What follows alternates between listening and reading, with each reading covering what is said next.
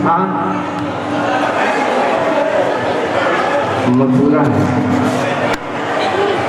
सब लोग भगवान कृष्ण की पेदान से वृंदावन में वही मंदिर में जितने लोग आए हैं सब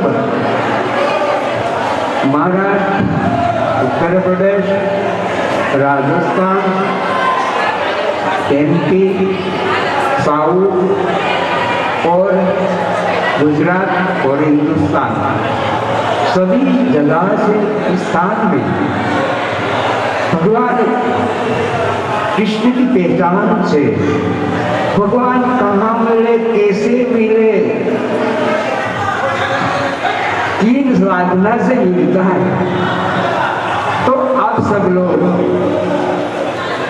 स्वामी विवेकानंद आज से 700 वर्ष पहला थे, पर एक दिवस भवानीपुर बंगाल में एक त्याना वतनी स्वामी की 18 वर्ष की उम्र एना बाबूजी सुधान त्रण भाईओ था। स्वामी विवेकानंद मोटा था, लेकिन उम्र युवावस्था 18 वर्ष की थी। पण बापूजी स्वर्गीय जता घरनी जिम्मेदारी, व्यवहारनी जिम्मेदारी, पोताना परिवारनी जिम्मेदारी स्वामी विवेकानंद ऊपर आई त्यारे घड़ी भर एक स्थानमा बेसीने विचार करवा लाग्या कि हवे मारे शुं करवुं, कयो पद स्वीकारवुं। मारे आगळ घणा बधा जीवन जीववा माटेना पद छे, पण एमांथी श्रेष्ठतम पद होय एक पदनो हुं स्वीकार करूं। एक स्थाનમાં બેસીને હૃદયમાં વિચાર કરે। એક બાજુ ઘરમાં કોઈ આધાર નથી, માં પહેલે સ્વર્ગે સીધાવ્યા, પિતાજી થોડાક દિવસ પહેલા ગયા, તો હવે જીવન જીવવા માટે, જીવનના વિકાસ માટે, સંસ્કૃતિ માટે, શરીર માટે, સદ્ધર્મ માટે, સત આચરણ માટે મારે શું કરવું। પણ સ્વામીનો એક વિચાર બહુ શ્રેષ્ઠતમ મને લાગ્યો કે જ્યારે ધ્યાન કરવા માટે બેઠા, અનેક આપણે સમુદ્રને કિનારે જાય, અનેક તરંગો।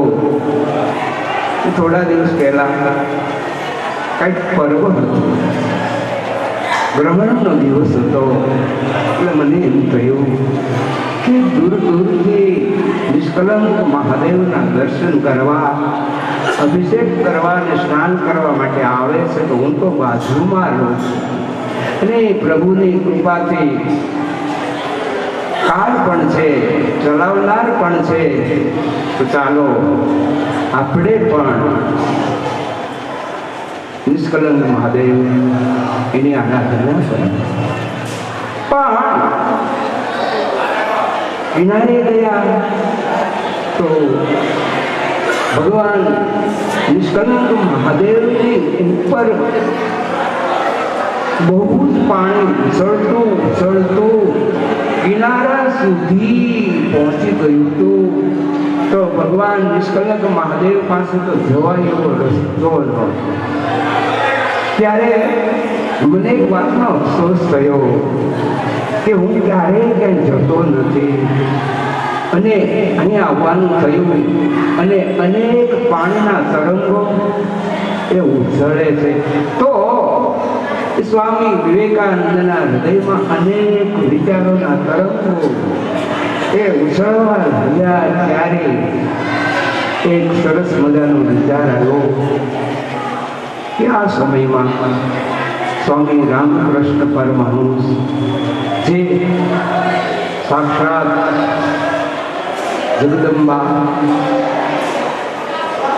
એમની સાથે વાતો કરે છે, આત્મ સાક્ષાત કરેલા સાધનાવાળા સંત એના ચરણોમાં ગયા. સ્વામીએ વાત કરી કે મને કોઈ એવો પથ બતાવો કે જેને કારણે સંસ્કૃતિ સંત સર્જનહાર એની પ્રાપ્તિ. ત્યારે બહુ સરસ રામકૃષ્ણ પરમહંસે કહ્યું, કાંઈક થોડેક દૂર વેસ્ટ બંગાળમાં કલકત્તાની બાજુમાં કન્યાકુમારી નામનું પવિત્ર મા જગદંબાએ જ્યાં વર્ષો પહેલા સાધના કરી છે, અને જે જગદંબા ભગવાન પાર્વતીની સાધનાથી સ્વયં ભગવાન શિવ એને દર્શન આપે છે, ભગવાન કહે છે. ત્યારે ભગવાન શિવ રાજી થયા ત્યારે મા પાર્વતી બહુ સરસ માગે છે. આપણે બધા માગીએ ખરા, પણ ભગવાનને ગમે એવું ન હોય. કારણ તો ભગવાન રાજી થાય ને માગવાનું કે તો આપણે મોટું લિસ્ટ, ભગવાન કે આટલું બધું લિસ્ટ વાંચું તો મારે આપવું તને ક્યારે, કાંક વસ્તુ હોત તો હું તો આપી દે, પણ તું તો બહુ લાંબુ લિસ્ટ કર્યું છે, વાંચવાનો કંટાળો આવે છે, તો આપવાની વાત ક્યાં. પણ મા જગદંબા પાર્વતી એમને તપથી રાજી થયેલા. તપ એવી વસ્તુ છે, તપો મેં હૃદય સાક્ષાત તપસો મેં નગ. બ્રહ્મા શિવાને પણ જ્યારે સાધના કરે શિવસાગરમાં એક દિવસ શ્રેષ્ઠ શૈયામાં ભગવાન નારાયણ શયન કરી રહ્યા છે. લક્ષ્મીજી ભગવાન ચરણ સેવા કરે છે, અને ભગવાનની નાભી કમળમાંથી ચતુર્મુખ બ્રહ્મા બહાર આવ્યા. સો તરફ જોયું તો જળ છે, પણ જે હૃદયમાં જે પ્રભુનું દર્શન થયું હતું એ તો બહાર સો તરફ નજર નાખી પણ ભગવાન ક્યાંય દેખાતા નથી. ત્યારે ફરીવાર બ્રહ્મા કમળના નાળમાં પ્રવેશ કરી અને વર્ષો સુધી સાધના કરે છે. તો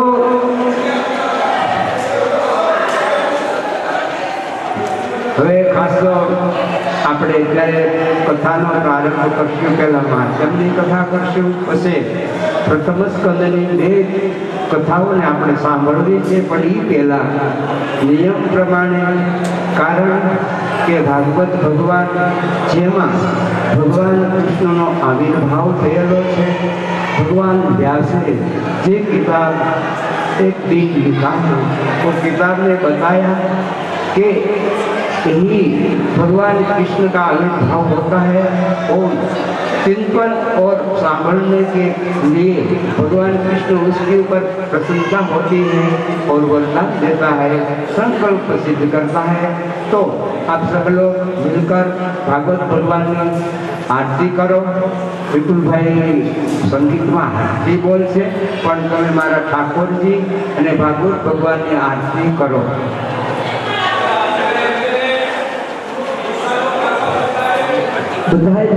બધા જ ભાઈઓ और बहनों सब मिलकर कोई आरती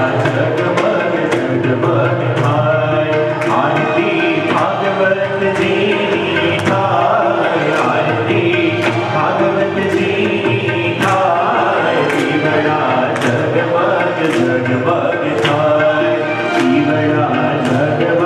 जगमग थाय, प्रभु अमे लावे छे फूल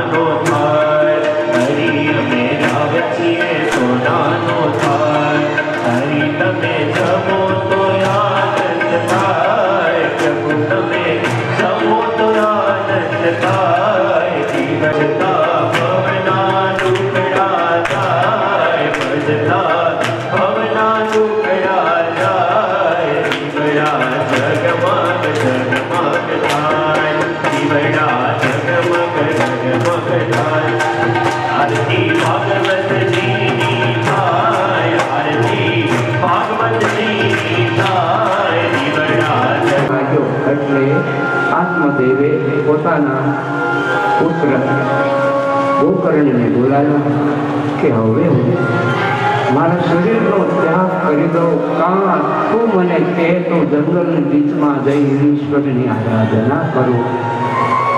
ત્યારે એ ગોકર્ણજી બહુ સરસ પોતાના પુત્રને પોતાના પિતાને ઉપદેશ આપે છે. બાપુજી શુદ્ધ પુરાણ બોલે છે હે શબ્દવાદી મહર્ષિઓ, માણસનું જીવન એટલું દુષ્કર હોય છે, કેવું ભયાનક બને છે. સકલ પદાર્થ હે જગમાહી, સકલ પદાર્થ હે જગમાહી, ભાગ્ય વિનો નર પાવત નાહી. પદાર્થ એ સુખને માટે બધું જ પ્રભુએ નિર્માણ કર્યું છે, છતાં પણ આજે આત્મદેવ સંપત્તિ છે, પત્ની છે, પણ એક પણ એમાં સંસ્કાર નથી. સંસ્કારી વિહોણું જીવન સર્વને સતાવે છે. તો સંસ્કાર વિહોણું જીવન અંધકારીનું પણ બન્યું છે, જેને કારણે પોતાના પિતા એને દુઃખ દેવા માટે એ તૈયાર થયો. એ જ્યારે તૈયાર દુઃખ દેવા માટે થયો ત્યારે આત્મદેવે વિચાર કર્યો કે હવે હું જંગલની બીચમાં જઈ ઈશ્વરની અવશેષ રહેલા જીવનમાં આરાધના કરું. દેશ્યમાન સરુધિરે વિમતી પજંતમ જાયા સુતાદિષુ મમતાં વિમુંદ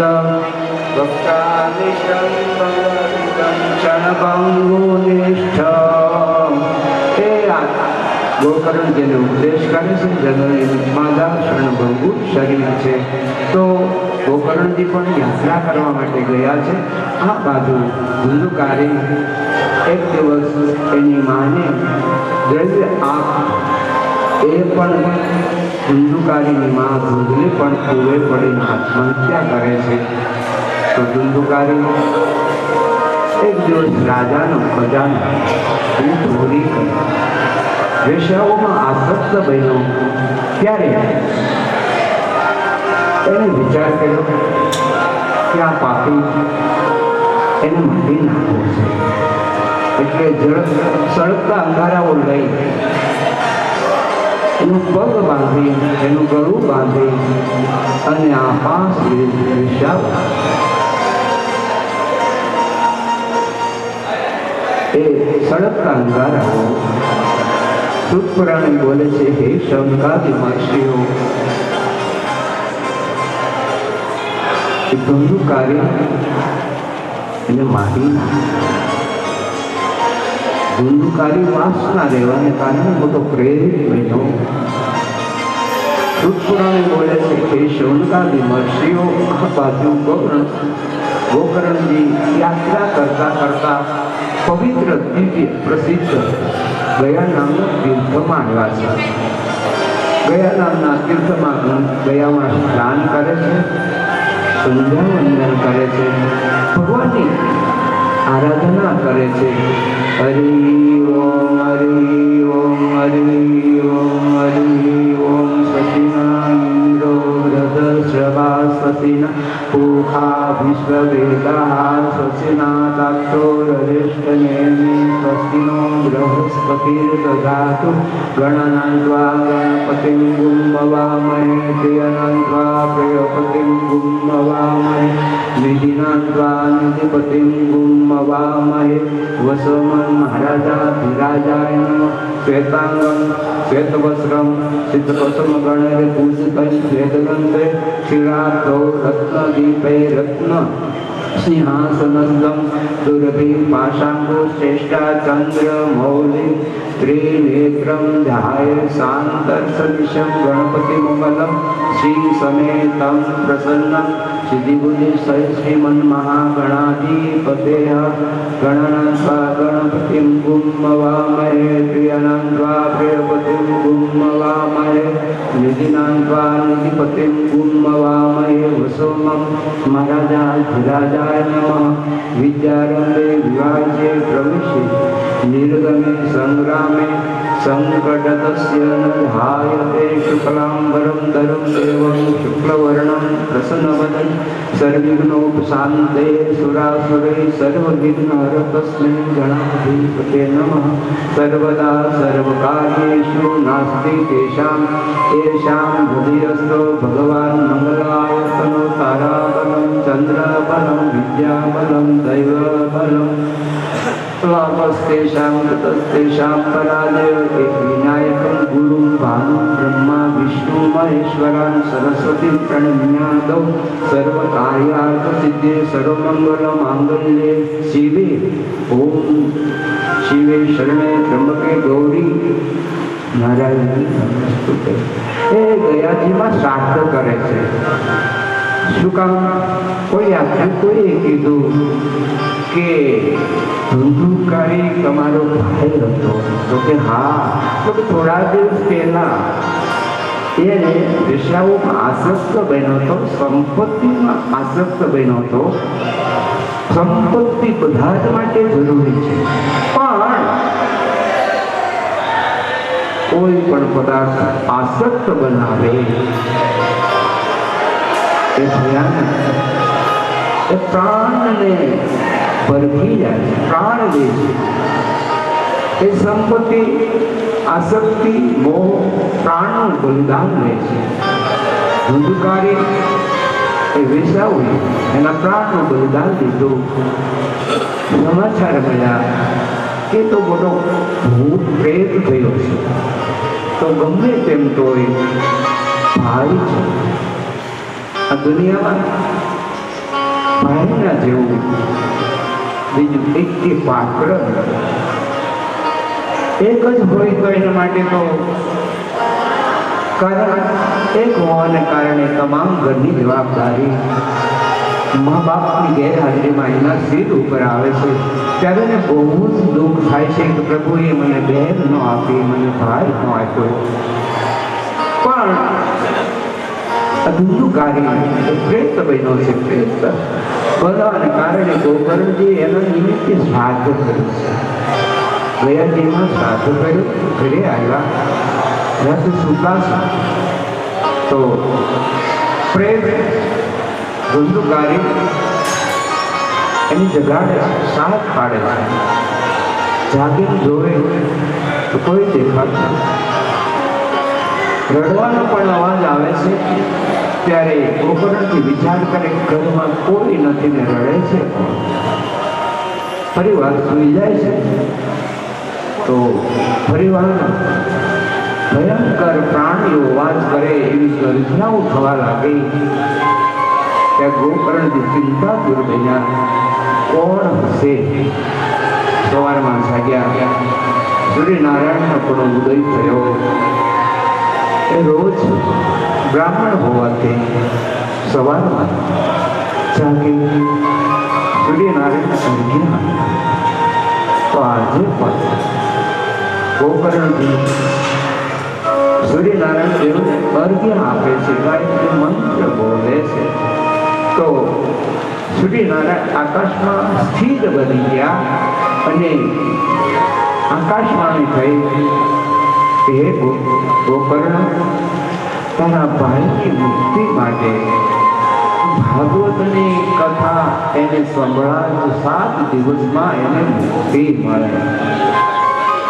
ગોકર્ણજી સંઘાદિકો શ્રી કૃષ્ણ ગોવિંદ હરે મુરારી હે નાથ નારાયણ વાસુદેવા गोविंद हरे मुरारी, हे नाथ नारायण वासुदेवा। श्री कृष्ण गोविंद हरे मुरारी, हे नाथ नारायण वासुदेवा, हे नाथ नारायण वासुदेवा।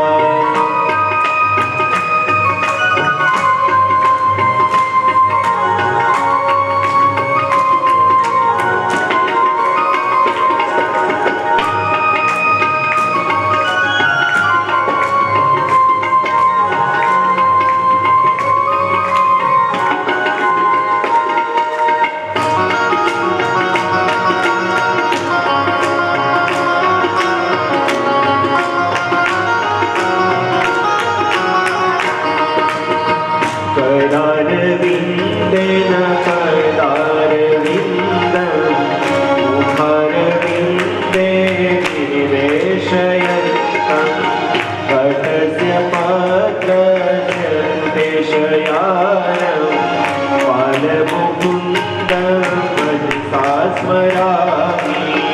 श्रीकृष्ण गोविन्द हरे मुरारी, हे नाथ नारायण वासुदेवा।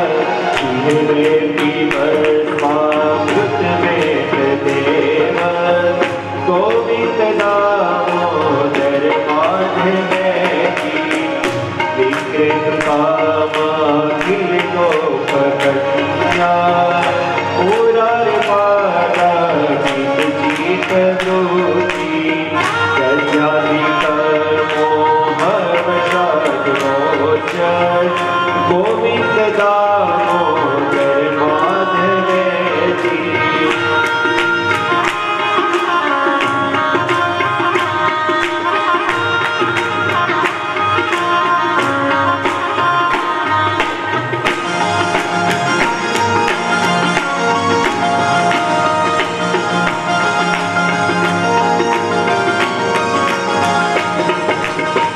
गृहे गृहे गोपवधू कदम्बा, सर्वे मिलित्वा समवाप्य योगम्।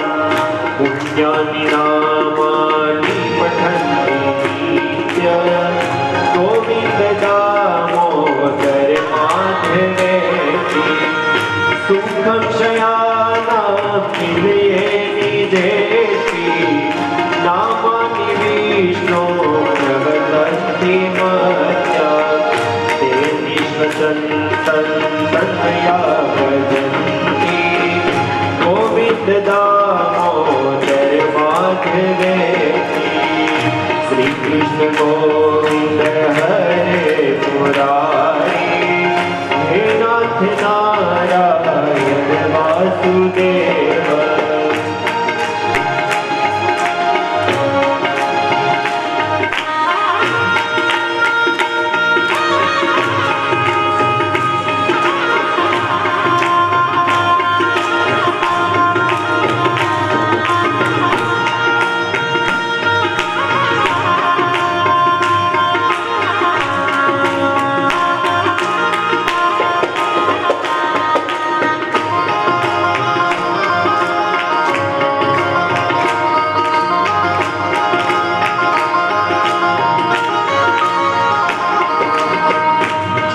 सदेवं भज सुन्दराणि, नामानि कृष्णस्य मनोहराणि।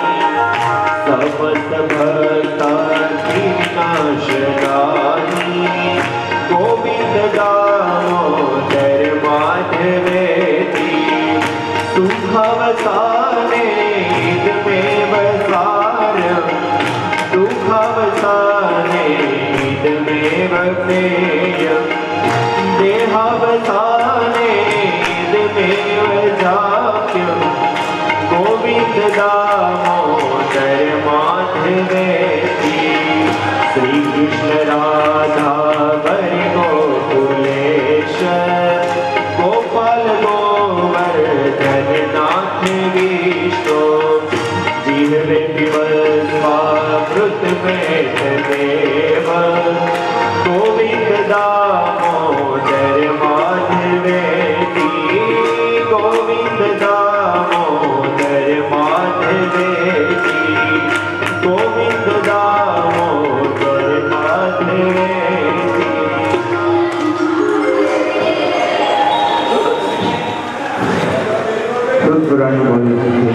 બ્રહ્માદિ મહર્ષિઓ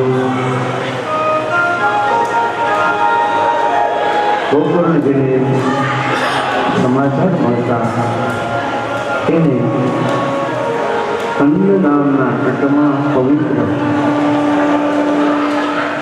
જે કથા બ્રહ્માએ પોતાના પુત્ર નારદ એમને કહ્યું, સંગાદિકોને કીધી, સંગાદિકોએ પુરાણીને કીધી, પુરાણી સંગાદિ મહર્ષિઓને કીધી.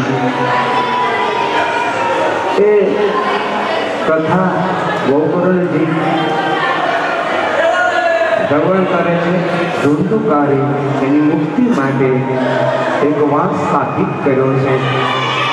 7 ગ્રંથિ વાળો લીલો વાસ હતો. પ્રથમ દિવસે કથા પૂરી થઈ તો એક વાસનાની ગાંઠ તૂટી, બીજા દિવસે બીજી તૂટી, ત્રીજા દિવસે ત્રીજી વાસનાની ગ્રંથિ તૂટી, ચોથા દિવસે ચોથી તૂટી, પાંચમા દિવસે ધુંધુકારીની વાસનાની ગ્રંથિ એ તૂટી. 7 દિવસ પવિત્ર તીર્થમાં ભગવાનનું મંદિર હોય. ભાગવત ભગવાનના ઘરના આંગણામાં થાય ઘર તીર્થ બની જાય. કથામાં 88,000 ઋષિઓ, જે ઋષિઓ આકાશમાંથી ભગવાન પૃથ્વીના પેડા ઉપર લાવે એટલું સામર્થ્ય, પણ 1000 વર્ષ ચાલે તો યજ્ઞ કરી રહ્યા છે, કથા પણ શ્રવણ કરી રહ્યા છે. એ બ્રહ્માજી દેવતાઓ અમૃતનો કુંભ લઈને આવ્યા. દેવતાઓએ કહ્યું, પરીક્ષિત રાજાને અમૃત અમે પાન કરાવીએ અને સુખદેવજી મહારાજ તમે અમને એના બદલામાં કથારૂપી અમૃત સંભળાવો. ત્યારે સુખદેવજી મહારાજ કહે છે કે આ કથારૂપી અમૃત એ દેવતાઓ તમને અમે ન પાન કરાવીએ, તમે વૈરાગી નથી, રસાસ્વાદી સ્વર્ગમાં તમામ સુખમાં આસક્ત મોહિત બન્યા છો, તો આ દિવ્ય અમૃતના બદલામાં રાજા પરીક્ષિત કહે છે કે મને મારા ગુરુદેવ અમૃત કથારૂપી અમૃત એ મારે શ્રવણ કરવું છે, પણ જે કથા શ્રવણ કરવાથી પ્રેત દશામાંથી મુક્તિ મેળવીને ગોકર્ણ ધુંધુકારી એ બહાર આવી અને પોતાના ભાઈ ગોકર્ણજી એના ચરણો રડીને ભેજી પ્રાર્થના કરે છે કે ભાઈ તમે 7 દિવસ કથા મેં અદૃઢમ હતમ જ્ઞાનમ પ્રમાદેન હતમ શ્રુતમ વ્યગ્રચિતો હતો જ મેં 7 દિવસ મહિમાથી ભાગવતની કથા શ્રવણ કરી તો મારા માટે વિમાન સ્વર્ગમાંથી આવ્યું અને તું રજા તો હું જાઉં. ત્યારે ગોકર્ણજી કહે છે ધુંધુકારી કે ભાઈ તે મારી ઉપર બહુ જ દયા કરે. ગોકર્ણજી કહે છે કે એમાં મેં કાંઈ ઉપકાર કર્યો નથી, હું તારો ભાઈ છું, તો મેં તારી મુક્તિ માટે ભાગવત ભગવાનની કથા એ કરાવી, તે શ્રવણ કરી તો તારા માટે વિમાન એ આવ્યું અને તને મુક્તિ મળી. તો પવિત્ર નદી હોય, ઘર હોય કે તીર્થનું સ્થાન હોય, એનો માધ્યમમાં એવો મહિમા લખ્યો છે. આ ભાગવત ભગવાનની કથા શ્રવણ કરવાથી જીવ બહુ ઉચ્ચ પદવીને પામે છે. તો તમે બધા બહુ ભાગ્યશાળી છો કે આ પવિત્ર સ્થાનમાં આપણે એક હરિદ્વારમાં કથા હતી ત્યારે સ્વામી આવ્યા એટલે એને પ્રવચનમાં કીધું કે ભાઈ તમે બધા બહુ દૂરથી કથા પ્રેમી છો એટલે આવ્યા છો, પણ કોઈને કદાચ રહેવાની, સારી જમવાની સગવડતા ન મળે તો કોઈએ મનમાં એવું ન લગાડવું કે વ્યવસ્થાપકોએ વ્યવસ્થા ન કરી.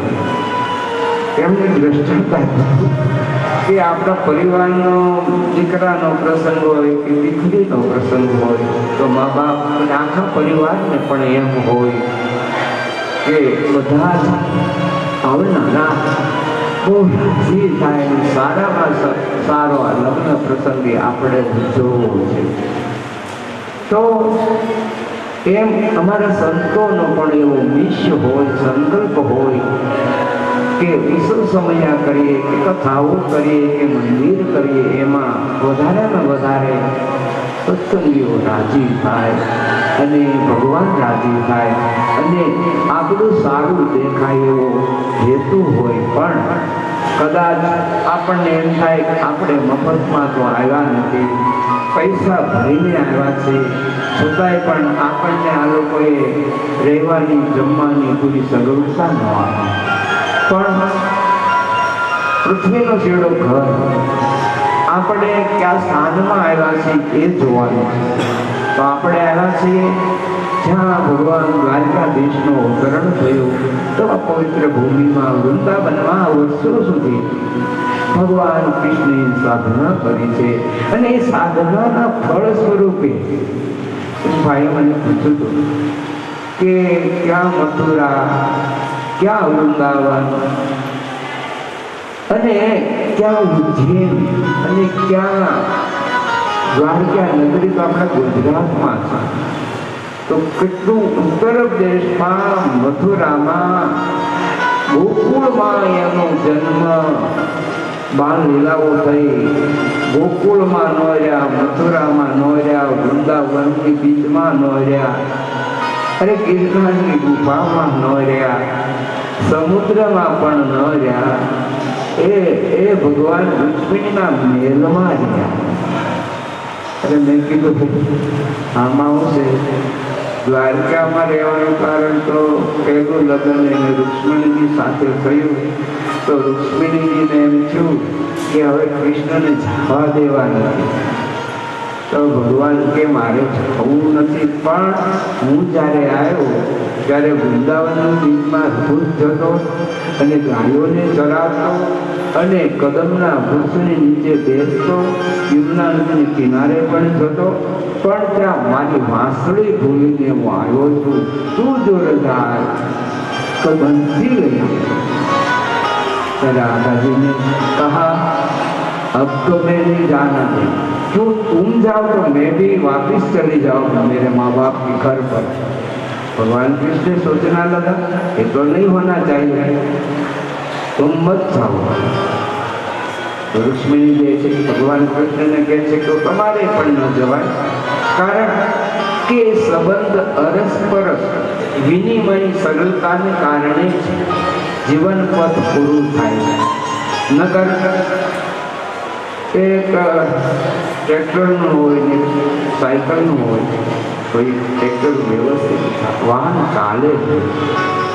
અમારે આવવાનું તો પહેલાં બે ત્રણ જણા અમારે પાયલોટ હતા, એમ કીધું કે તમારે દૂર ગાડી લઈને જવું હોય તો તમે વ્યવસ્થિત કરાવી નાખશો. મેં કીધું કામ તો રસ્તામાં કાંઈ દિક્કત આવે તો આપણો સમય અને પરેશાની થાય, સહી बात है. तो रुक्मिणी जी ने मना किया कि तुम मत जाओ. भगवान कृष्ण सोचने लगा मैं तो जाने पड़ेगा, बंसी भी नहीं. મારી વાલી વસ્તુ એને ભૂલી ગયો. લક્ષ્મણજી કહે છે પણ એવું થાય નહીં. આપણી બીજી બંસી હોનાની બનાવી તો લાકડાની હતી ને. ભગવાન કૃષ્ણ કહે છે કે વાંસની હતી વાંસળી, પણ વાંસળીમાં એ ગોપીઓનો પ્રેમનો તરંગો એવા હતા કે જ્યારે હું અદ્રષ્ટ ઉપર મૂકીને વગાડતો ત્યારે પાદ પદમ ન ચલત તવ પાદ મૂલ યામ કથમ રજમ સંકરવામ વિમ્મા નિશમ ગીતમ તદનંગવરતનમ યજં ગૃહીતા કૃષ્ણ માનસા. વિજયભાઈ મુખ્યા છે જેમના દ્વારા આ કથા એ નિશ્ચિત થઈ છે. આપણે કાવ્યો છે એમને કારણ કે એટલે દૂર સુધી આ બધી વ્યવસ્થા ગોઠવા માટે આવવું પડે. પણ ભગવાનની કૃપાથી કનુભાઈ સોની એમના એ ગુરુ છે, પરમ મિત્ર છે. તો એ મુખ્યાજીનો સંપર્ક ફોન કર્યો, એમને ફોનથી આ બધા સ્થાન એનો સર્વે કર્યો. પછી આપણને યુટ્યુબમાં આપણા વોટ્સઅપમાં આપણને બતાવ્યું, મોકલ્યું કે આ વસ્તુ છે. તો અને ઉદાસીનું પર્વ એવું છે કે કોઈ જગ્યાએ તમને સમયમાં રહેવાના રૂમ, કિચન રૂમ, કથાનો રૂમ એ ન મળે. કારણ કે અત્યારે આપણા ભાવનગરના પ્રસિદ્ધ વક્તાઓની 2-3 કથાઓ કાલ શરૂ થઈ કે જેનો મોટો સમુદાય નેટવર્ક મોટું છે એવાની કથા અત્યારે શરૂ થઈ છે. તો એ સમયમાં તમે પણ કંઈક લખાવો છો. અને સર્વે કર્યું, આયા મંદિરે આવ્યા, એમને જોયું, ઉત્સાહ કરી, ભાવ હાથે રૂમો જોયા, કિચન બતાવ્યું. આપણે કીધું યસ ફાઇનલ ડિસિઝન કહો અને ત્યાં અમે બધી ગોઠવણ કરો તો અમને કથા કરશો, કોઈ દિક્કત નહીં આવે. તો એ વિજયભાઈ એ મુખ્યાજી કે એમના વારણ આરતી એ બધું રહેતા હોય તો એનું વિધન શરૂ જ હોય. પણ છતાંય અમે આ વખત તમારે સાથે આવ્યા, 2-3 વખત અમારે અહીંયા આવ્યા અને બધું જ એમને બતાવ્યું. વ્યવસ્થાપક મેનેજરની સાથે વાત કરાવી, જે દિક્કત પડે એ વસ્તુ અમે લખાવી, અમને અપાવી. તો કહેવાનું કે એક ભાગવતની કથા શ્રવણ કરીને ધુંધુકારીને મુક્તિ મળી. સંઘાદિકોના મુખ થકી કથા સાંભળી ગોકર્ણજીને પણ મુક્તિ મળી. અને સર્વશ્રેષ્ઠ પાત્ર પરીક્ષિત મહારાજાનું છે. તો જન્માદ્યસ્ય યતોન્વયાદિતરતસ્તાર્થે સ્વધિન સ્વરાર્થે બ્રહ્મરદાયાદિકવયે મુયંકયાત સૂરય કેજો વારિમૃદાં યથા વિનિમયો યત્રતિ સર્ગો મૃષા ગામ્ના સ્વેન સદા નિરસ્ત કુહકમ સત્યમ પરમ ધીમહિ. હવે ભાગવતનું માધ્યમને પૂર્ણ કરીને પ્રથમ સ્કંદનો આ પ્રથમ શ્લોક છે જે ભગવાન વ્યાસે એ કિતાબમાં લખ્યો છે. અને વ્યાસ ભગવાન એ બોલ્યા છે, ભગવાનને એમાં પ્રાર્થના કરે છે. શું કામ? કે નિર્વિઘ્ન વસ્તુ કોઈ પણ કાર્ય હોય. સત્સંગ જીવન કિતાબમાં લખ્યું છે કે જ્યારે ભગવાન નીલકંઠ વર્ણી ધર્મદેવને ભક્તિ માગા એને મુક્તિ અપાવી, પછીથી કંચા મહારાજે વિચાર કર્યો. નીલકંઠ વર્ણીએ કે હવે ઘરે રહેવું નથી. સરયુ કિનારે આવ્યા. દસમનો દિવસ હતો. એના પરોઢીએ એને ગણપતિ મહારાજની પૂજા કરી. ત્યારે મેં વાંચ્યું ત્યારે મને આશ્ચર્ય થયું કે જેને દુનિયા ભગવાન માને છે આપણે તો માનીએ છીએ, પણ દુનિયા જેને ભગવાન માને છે એને વિઘ્ન શું હોય. પણ એમાં સતાનંદ સ્વામી લખ્યું છે કે તપ કરવા જવું એમાં વિઘ્ન ના આવે. તો ભગવાન રામનો રાજ્યાભિષેક કરવાનો હતો ત્યારે ગુરુ વશિષ્ઠએ મુહૂર્ત જોયા કે આવતીકાલનો દિવસ સર્વશ્રેષ્ઠ છે. તો આવતીકાલે અવધની ગાદી ઉપર ભગવાન રામનો અભિષેક કરવો. પણ વિધાતાને મંજૂર નહોતું. તો ઘણા બધા વિઘ્નો એ શરૂ થઈ. તો શ્રેયાંશી બહુ વિજ્ઞાની. એવું નથી કે આપણું વ્યવહારિક કાર્ય હોય એમાં જ વિઘ્ન આવે, એવું તો નથી. તો આ તો શ્રેષ્ઠનું કાર્ય છે. ભગવાન નીલકંઠવર્ણને વનભૂમિમાં જવું છે, પણ એને ગણપતિની પૂજા કરી છે. ઘરેથી નીકળતા પહેલા પછી સરયુ કિનારે આવ્યા છે. તો ભગવાન વ્યાસ આજે भागवत लखू से किताब लख रहा है, लेकिन उसमें कुछ दिक्कत न होगा, इसलिए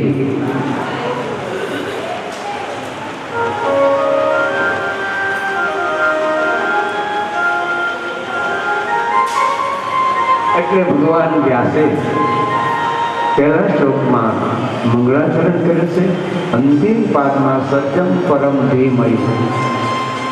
ભગવાન સત્ય સ્વરૂપ છે, ચતુર્ભુજ સ્વરૂપ છે, દ્વિભુજ સ્વરૂપ છે. એ વ્યાસ ભગવાન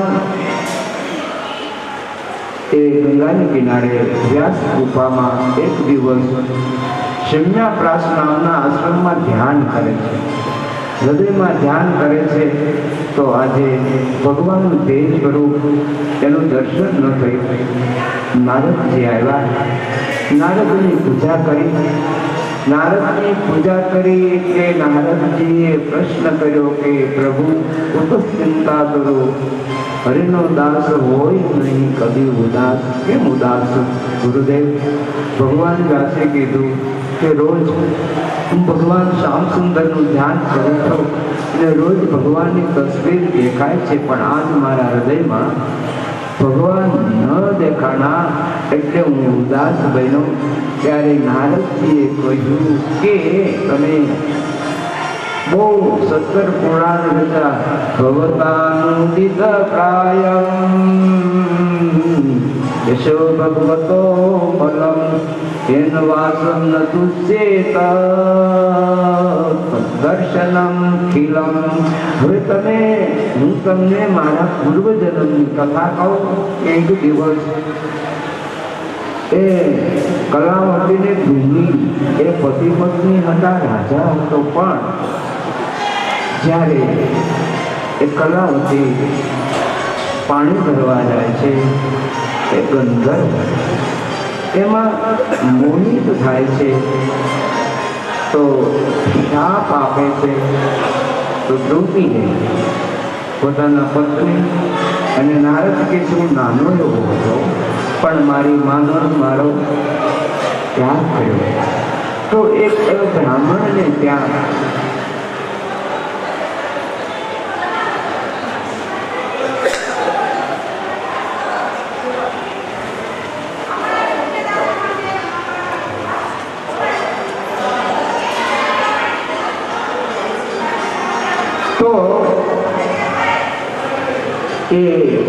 નારદજી પૂર્વજન્મનું પોતાનું ચરિત્ર કહે છે કે ભગવાન ચરિત્રોનું શ્રવણ કરવાથી જીવ બહુ ઉચ્ચ પદવીને પામે છે અને ભાવ વિભોર બની એ ભગવાનને રાજી કરવા માટે એ બધા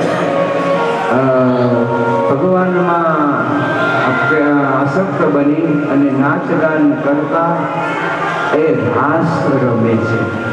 રાસ રમે છે એટલે વિપુલભાઈ ગાય છે. અને હવે આમ અહીંયા આરતીનો સમય થઈ ગયો છે એટલે એક રાસ લઈએ પછી આ લોકો એવું કહે છે કે અમારે આરતીનો સમય થઈ ગયો છે, તો કથાને આપણે વિરામ આપશું. એ પહેલાં થોડીક વાર 5-10 મિનિટ તમે રાસ લેવા, આ લોકોને આરતીનો સમય થઈ ગયો.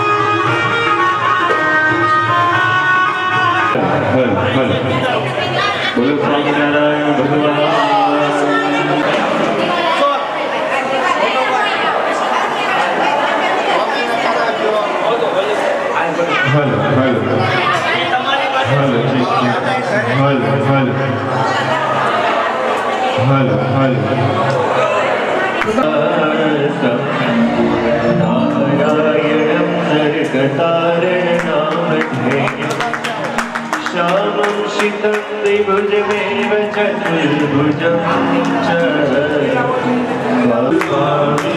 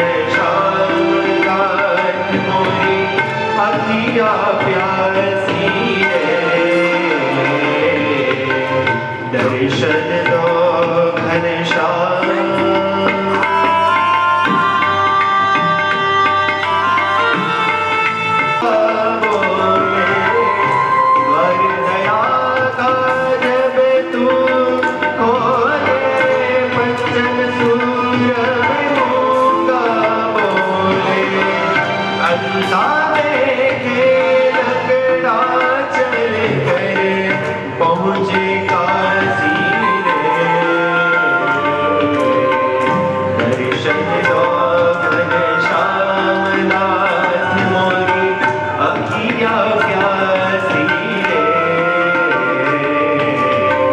दर्शन दो घनश्याम नाथ मोरी अखिया प्यासी रे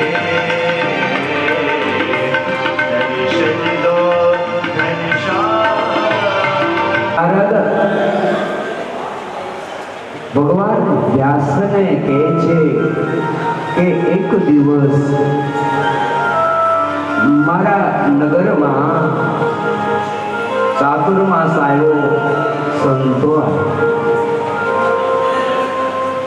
આશ્રમમાં સંતો રોકાય છે,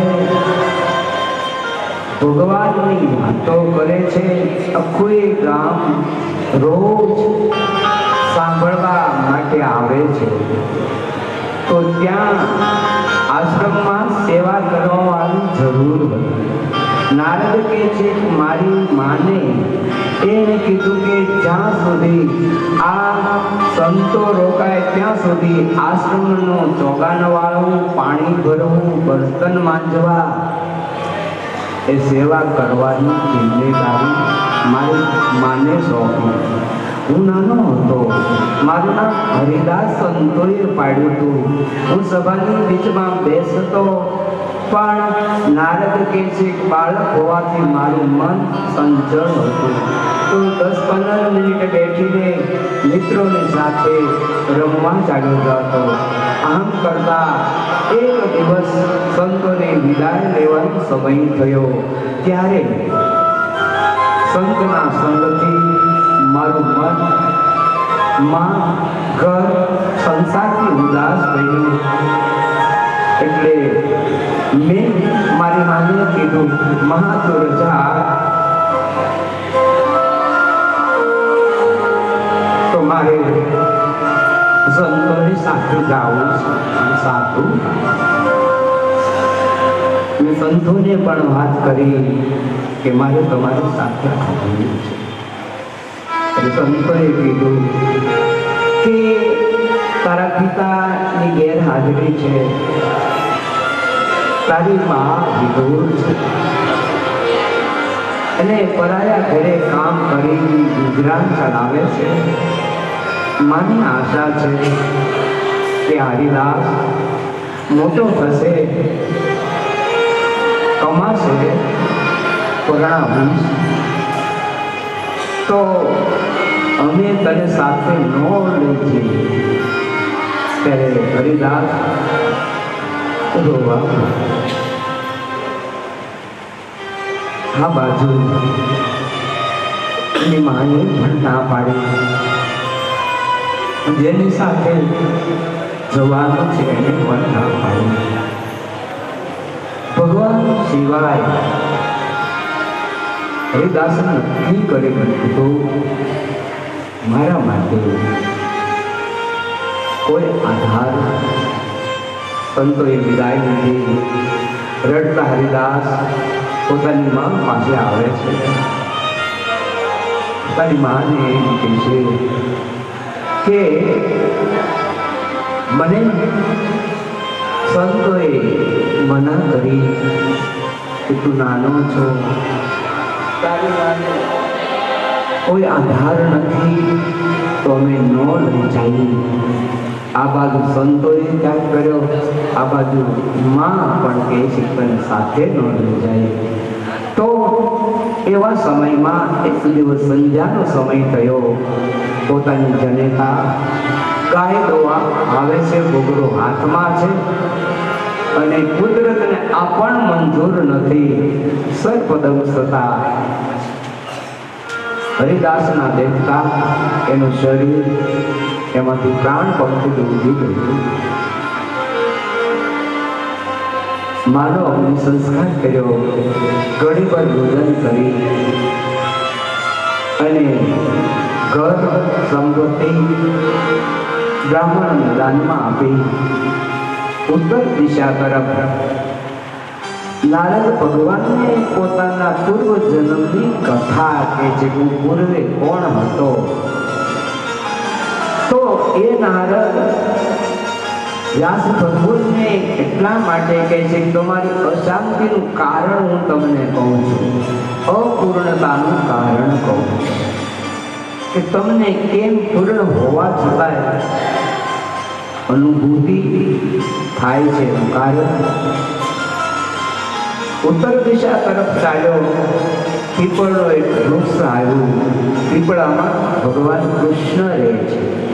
એવી હરિદાસ કે મને ખબર હતી, એટલે પીપળના પૌધ નીચે ધ્યાન કરવા બેઠો. ધ્યાન બહુ દિવ્ય વસ્તુ છે કે નયન મનોહર ભગવાન જે સ્વરૂપ આપણે નિશ્ચિત કર્યું એ સ્વરૂપનું આપણા હૃદયમાં ધ્યાન કરીએ ત્યારે એ ભગવાન આપણા હૃદયમાં આવીને વિરાજમાન થાય છે. આપણે જે કાંઈ સુખ દુઃખ હોય, સંકલ્પ હોય એ આપણે કહેવી છે અને ભગવાન સાંભળે છે. એને યોગ્ય લાગે એટલા સંકલ્પને એ સિદ્ધ કરે છે. સત્યને નીતિ અને સત્કર્મના હોય એ સંકલ્પને ભગવાન સિદ્ધ કરે છે. એમાંથી આડાઓળું હોય તો એ ભગવાન સાંભળે છે પણ સ્વીકારતા નથી. કારણ કે સત્યમ પરમ ધીમય આ ભાગવતના શ્લોકમાં પહેલા શ્લોકમાં આવ્યું. વ્યાસ ભગવાન એમણે ભગવાનની પ્રાર્થના કરી કે તમે સત્ય સ્વરૂપ છો. તો આપણે ઘડીભર એવું માનતા હોઈએ છીએ કે ભગવાન તો દ્વિભુજ હોય, તો ઘણા એવું પણ માનતા હોય કે અર્જુનને જ્યારે ભગવાને દર્શન આપ્યું ત્યારે વિરાટ સ્વરૂપે, સહસ્ત્રભુજ સ્વરૂપે એને દર્શન આપ્યું. તો ક્યારે એ જ ભગવાન ચતુર્ભુજ પણ બને છે. ભય પ્રગટ કૃપાલા દીન દયાલા વત્સલા કે હિતકારી હર્ષિત મહતારી હર્ષિત મહતારી.